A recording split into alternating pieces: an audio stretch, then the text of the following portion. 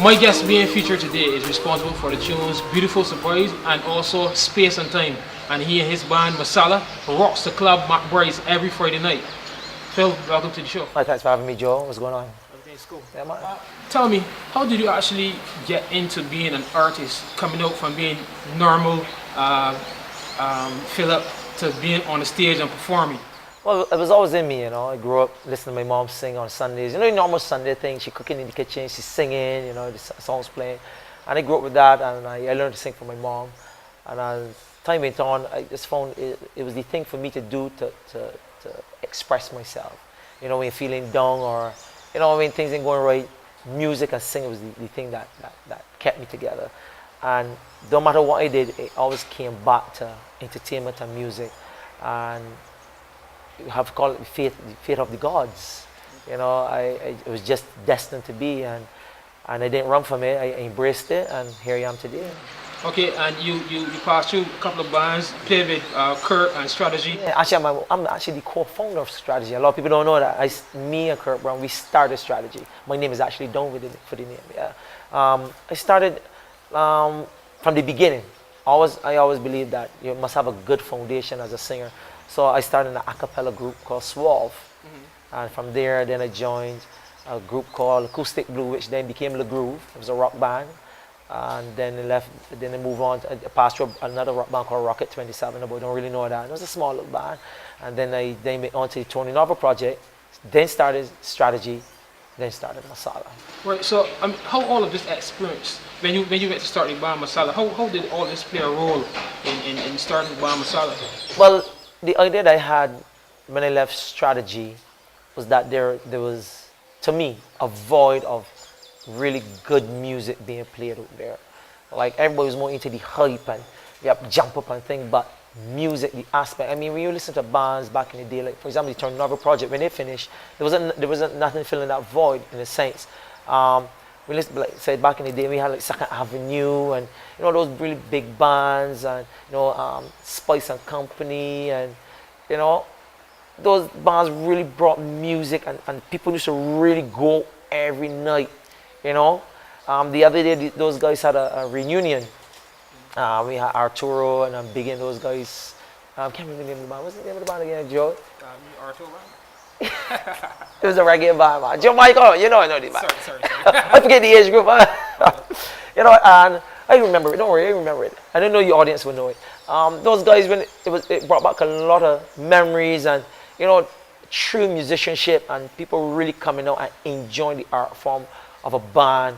You know, so we wanted to really bring that back, but still keeping the idea of the hype and combining the two instead of just forgetting one side of it. You know, because you know the younger people into jumping up and down and thing, but I still want to have that, but still have music integrated and know that music is the foundation of what you hear. It just don't happen miraculously. You know, it is something that is being done for many years, but the format is just a change and the introduction of how it's done. And taking us back to the days back in Green Hill, when you guys used to be rehearsing all 12 o'clock, 2 o'clock in the morning. I mean, did you expect this, all of this, you band being so big, when you walk on the road, everybody knows who's Philip Savage? No, I never expected none of this. It was just, my vision was just to bring good music. And I didn't even know where I was going to get musicians from. I had no idea, no clue, and everything just came together the way it was supposed to be. And I always believe in hard work always pays off, and never believe that you don't have a dream. Dreams happen, and I'm a living example of it. When you have a vision, an idea, and you just push for it. I mean, obviously you would expect obstacles, but that's what makes it more valuable to you because you know what you went through to achieve it. When it's given too easy, you let it go too easy. But when you fight for it, you fight to make it. That's what you do in the band. I think another good thing is that since you started band Masala, there was only one change, which is the guitarist. The guitarist. Toby coming back in. Yeah, Toby, and we changed that in the first year. And the guy, he's still a really cool fellow. We still talk and thing. His direction was a little different, you know, and that's expected. And the same members for the last 7 years, and that's good. So the sound has been maintained throughout the process, and that's very important. That sound. Well, so far, since you began playing in McBray's, to me, the crowd just keeps building. I mean, what is the technique? Is it a secret? Not in a secret, honestly. I mean, I can do more. There's always more you can do.